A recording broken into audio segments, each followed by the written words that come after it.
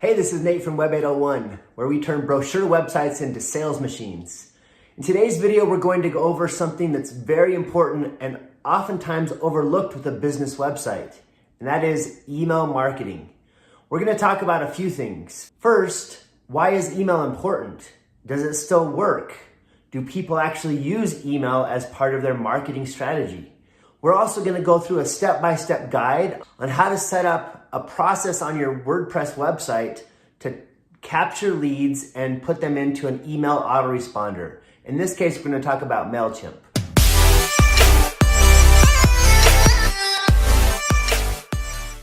So the first question is, what's an email list?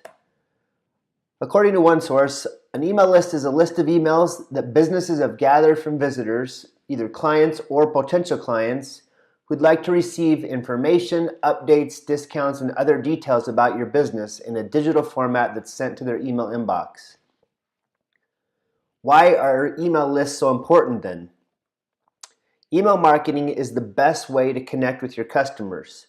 You're 6 times more likely to get higher click-through rates through email than any other source. So email marketing is still a must. One of my favorite marketers, Neil Patel, said this about email marketing. Out of all the channels I've tested, as a marketer, email continually outperforms most of them. Not only does it have a high conversion rate, but as you build up your list, you can continually monetize it by pitching multiple products. Just look at e-commerce sites like Amazon. One way they get you to continually buy more products from them is by emailing you offers on a regular basis. So the common question I get is, where do I start? Here's the simple answer. Give visitors a reason to opt in or sign up for email. Giving visitors a reason to opt in starts with an easy call to action, or CTA. Because if you're not inviting visitors to do something on your website, you're completely missing the mark. Here's some examples of CTAs that really work. One of them could be download our paperwork. If you own a service business and you have paperwork that people have to fill out when they get to the office, have them download it ahead of time. By having a call to action like this, when they click on it, it says, hey, here's your name, email, and have you worked with us before? This helps me know whether it's a new lead or a repeat client. And then when they click get the paperwork, you've captured their name, their email, and you're going to give them what they need. Another option is free downloads. This client specifically has either PDFs or MP3 files that she's willing to give away to her clients. And you'll notice here it says, I'd like to receive email announcements from time to time. We've default checked the yes please. That's an opt-in form. So that can be helpful. When they click on it, this is the form that pops up. Again, it has name, email, and then again that I'd like to receive email announcements from time to time with the yes please already checked. Another option is reservations and scheduling. This client has reserve a seat, and when they click on that, it has a 2-step form where it captures information about when they want to come to the location, and then it asks for their name, email, phone number, and any other questions. And these people have built a huge list based on their reservations.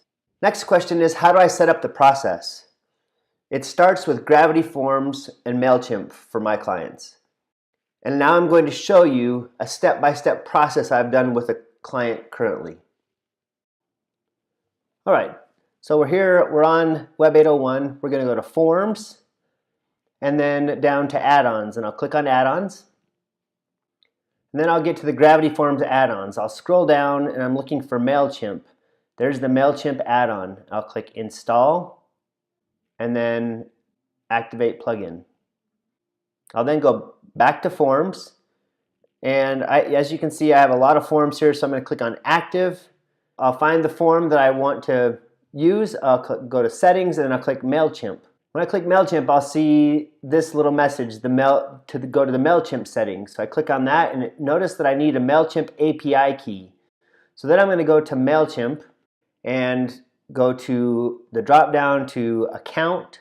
Then I'll see Extras and then API keys. I click on that. And you'll scroll down, you'll see your API keys. You'll see you don't have any active API keys, so I create an API or create a key. And then you'll see there it shows up. I'll copy that. Then I'll go back to the add-ons and I'll paste that in right here and click update. Now I've created the API key between Gravity Forms and Mailchimp. Now I'll go back to Forms. I'll click on Active and I'll go to Onboarding and then Mailchimp Settings. Then I'll click Create a Mailchimp feed. I'm going to label this one with the name. In this case, I'm going to call it Discovery. And then I'll select the Mailchimp account, which is Web 801. And then it's going to show a bunch of different fields. In this case, I'm going to click Email, Address. I'll add the address just because I'm asking for that. But when you're doing this, you're not going to see all these fields. Mainly, you might see email, first name, last name. But you'll see I'm going through all these. I'm getting the name, the first name, last name. I'm getting the business name, which is in this case the company name, and then the phone number. You'll also see this option for double opt-in. So I usually uncheck that. You'll also see a little place for tags there. I'm going to type in Discovery. So then I'll go to Mailchimp and I'll go to Audience. And you'll see I have tags. I'm going to click View All Tags. And then I'm going to click Create Tag. And I'll call this one Discovery as well. And I'll click Create. And I'm going to click Update Settings. Now I'm going to show you how this works. I click on Start the Discovery Process. I'll fill this out quickly with a few of the options. I'll autofill this as well. And click Submit. Now when I go back to Mailchimp and I refresh this, I'm going to click on Audience. And I'll see Discovery. I'm going to click on the Discovery tag. I'm going to click View Contacts. And you'll see that the lead that I just got is now automatically imported into my Mailchimp account. I can also check this in entries, and there's the lead there as well.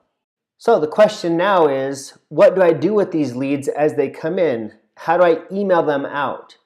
So I'll go to Mailchimp and I will go to Campaigns. And I'm going to create a campaign. And I'll just create an email and I'll call this Discovery number 1. And I'll click Begin. And then when I get here, it's going to ask me to, and I could have all my subscribed contacts, or I could click Edit Recipients, and I'm going to say, no, I only want this to go to my Discovery leads. And I can personalize the to field with their first name, and click Save. And then the rest of this would be another tutorial about how to use Mailchimp more effectively. But for now, this is how we merge our Gravity Forms leads with Mailchimp.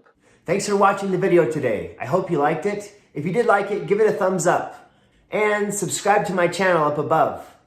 I'm Nate from Web 801, where we turn brochure websites into sales machines.